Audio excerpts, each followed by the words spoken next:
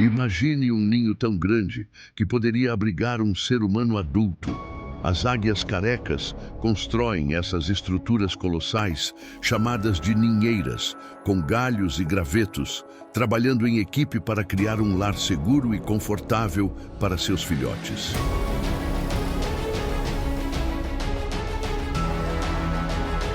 Algumas ninheiras chegam a pesar mais de 1 tonelada e medem até 3 metros de diâmetro, tornando-se um verdadeiro monumento na paisagem.